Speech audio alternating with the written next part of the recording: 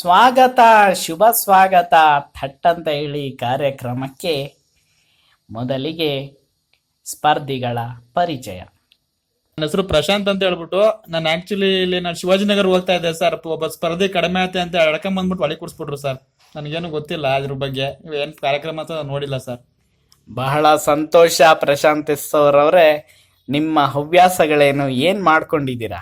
Sir ನಾವು ಯುಗಾದಿ ಹಬ್ಬದಲ್ಲಿ ಇಸ್ಪೇಟ್ ಆಡ್ತೀವಿ, ಮದ್ವೆ ಮನೆಗೆ ಎಲ್ಲ ಹೋಗ್ತೀವಿ, ಎಲ್ಲ ಮಾಡ್ತೀವಿ ಮದ್ವೆಲಿ, ಒಂದನ್ನು ಬಿಟ್ಟು ಸರ್. ಬಹಳ ಸಂತೋಷ.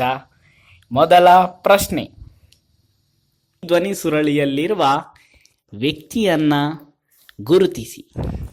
ರಮೇಶ ಪಟಾಯಿಸೋ. ಹಾ, ನಿಮಗೆ ಉತ್ತರ ಗೊತ್ತಿದ್ಯಾ?